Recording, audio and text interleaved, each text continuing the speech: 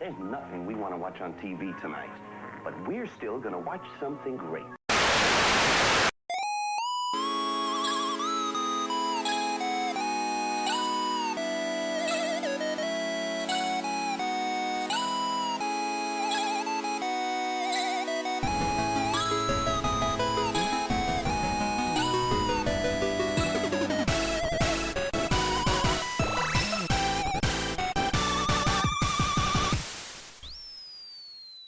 Here's a very, very big hypothetical. You are level 6. You are a wizard. You have the spell Shield and the spell. You have a bonus in your Con, Dexterity, and Intelligence. The best strat, honestly, is to think about what combat situation you're going to be getting yourself into. So, Blade Slinger kind of falls into the very... Blade Slinger falls into the very versatile traits for wizard. You're basically kind of become the Swiss Army knife martial character. If you know that there's going to be a lot of melee bullies, and you know you might be able to protect yourself, go in with the blade. Go friggin' wild. If you know that there's going to be ranged characters or characters that can pick out your backline, become a midliner to protect the backline, and use your spells to do ranged attacks, or do the wombo combo for creatures that are trying to hurt your more vulnerable parties in the back. But what does this maintain? So if you're knowing you're going into a combat situation, the best thing to do would be either casting a buff spell on yourself, so False Life or Haste or another spell such as that, and being ready to go into combat with that. In the most not ideal situation, you should always still, at the first beginning of your rounds, cast your buff spells, and then size up your opponent, and then know if you should be going frontline or midline. Because here's the thing you need to take into consideration, is you have a very high AC, you have the spell Shield, you're very, very survivable, but you still are a wizard. You'll still get your face wrecked even if they sneeze on you. So you have to keep that very, very much in mind. So the moment things start looking bad, use spells such as Misty Step or Far Step to utility spells that give you movement, such as Haste, or any spells to get into the backline to be healed, or spells that can somehow, like Invisibility, to somehow get you out of that situation. Because you want a spell that can get you out of that situation as fast as possible. So the important thing to also note is to sometimes just don't use Blade Song. You're like, whoa, wait a minute, but I'm a Blade Slinger. I should be using Blade Song all the time when I enter combat. But let's look at it this way. If you're dungeon crawling, or you're doing a long battle that has multiple stages, you need to remember that since it scales to proficiency, you won't have a lot of uses until like level 10. So the thing to note is to remember is to size up your battles, and to know when's the best time to do it. So of course there's nuance in here. Like if you're doing mainly a roleplay session that day, and you just like fight a couple of goblins, and you know that's going to be the only encounter, go ahead and cast it, because it's not like you're going to have any other use for it that day. But if you know you're going to be certainly going up against multiple levels of enemies that time, what you're going to want to do is you're going to want to size up your encounters. So basically, you're going to want to not look at the stat book. That's not what I'm saying, but listen very carefully to how the DM describes the enemies, and then go from there. Because if he basically says, you see small creatures who are green crawl up from out of the sewer with clubs. Those are kobolds. Using probably one of the most powerful abilities from your subclasses to fight some kobolds is a bit overkill. But if it's like, you see a large lumbering creature with a skull and his eyes burn red, you're fighting a lich. Cast that shit. I know that's a little bit kind of black and white, and there are some nuances in there, like animals that are high CR you might not think are necessarily dangerous, but are in fact. But basically just listen very closely and bounce ideas off of your party members and other people that might think how the encounter might go. But alright, let's do the final thing and go over some races that might work well for Blade Slinger. Aarakocra. Now, I know that's kind of coming out of the blue. You're like, wait a second. Aarakocra.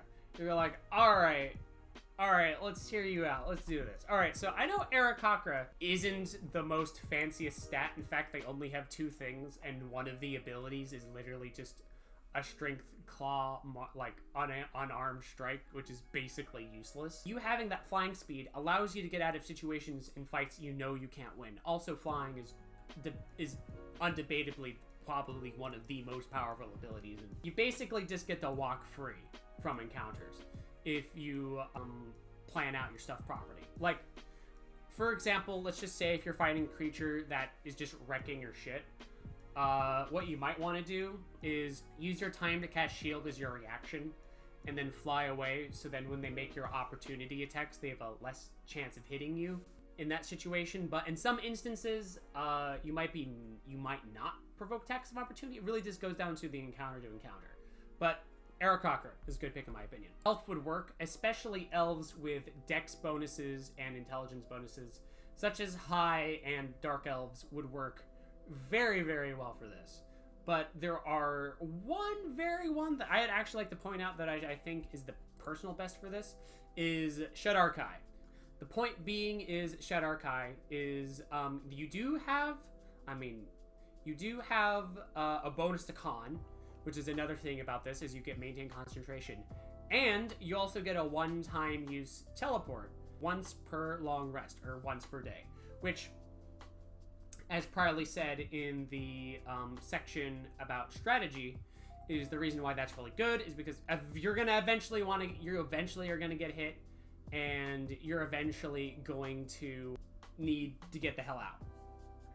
But especially why Shadarkai are very, very good is you also get the bonus to resistance to all damage flat, while you're teleporting, which is great for a wizard, because that gives you some extra survivability. Let's just say even with your shield combo to try to not get hit, they hit you, you take half damage, you get out of there.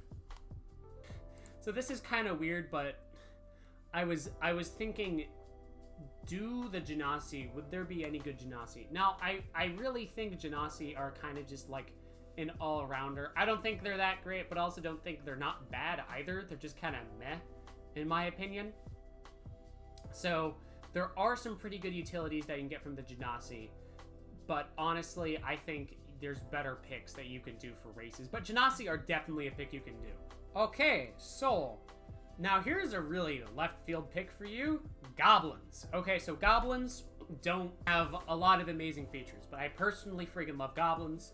Basically, you get that dex bonus and you get that con bonus to basically raise your dex and con, so you don't need to put either very many points in it if you're using standard array, but if you're using rolled by, then go wild, go nuts. Important thing to note is you get nimble escape, which that basically gets you that survivability quota that we were talking about of eventually you're gonna get hit. Being able to disengage and hide as an action as a wizard is very good to get out of those situations. Now, an ability that's kind of terrible until you get up to like level 10, Fury of the Small. Now, I like Fury of the Small because I just imagine just like this boiling over wizard just got hit by an orc and he just unleashes his ultimate fury into one blow.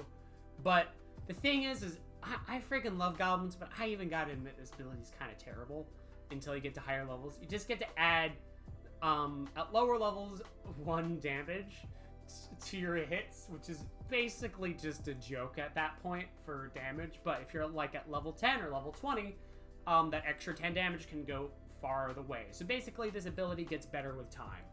But honestly, if I would go for this race, go for the Nimble Escape Tree. Okay, so this is kind of weird, but Forest Gnome and Rock Gnome I believe would be good picks for these, specifically from the +2 in intelligence. You're a wizard. That's pretty good. You have advantage on all wisdom, charisma, you just have advantage on all magical saves that require some kind of ability. So like intelligence, wisdom, or charisma. You also get the minor illusion cantrip, and it's for the plus of intelligence. Okay, so this might be a little bit of a controversial pick because I think that this one is still good. I would honestly, if your DM allows it, I would pick this over Half Elf any day, is the Satyr. Now, I know satyrs are not in every setting, And I know Satyrs got the same hate that Yanti Pureblood did with magic resistance, but magic resistance, man!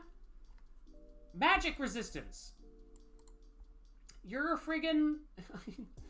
You're a friggin' wizard. You're gonna be making those saving throws at some point. This is ultra survivability. Also, with the leap, getting out of those situations, like, just jump up into a tree. People can't hit you while you're in a tree unless you're with a bow.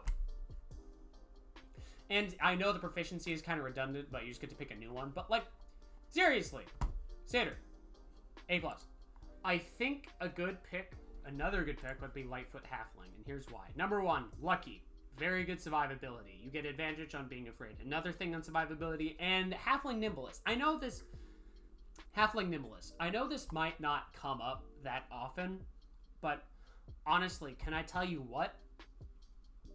Let's just say you're fighting a medium-sized creature that's larger than you. You're small. You can just duck between its legs and get the hell out.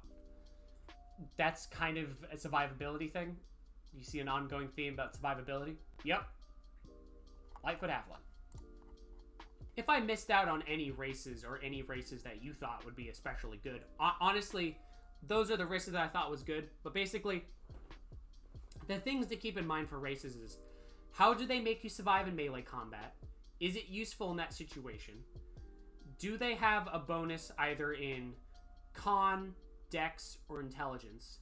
And is there some kind of extra feature that you can tack on to help your wizard with spellcasting, such as those internal spellcasting abilities? All classes don't have an internal spellcasting ability, so that one's kind of like a only for just a couple of races.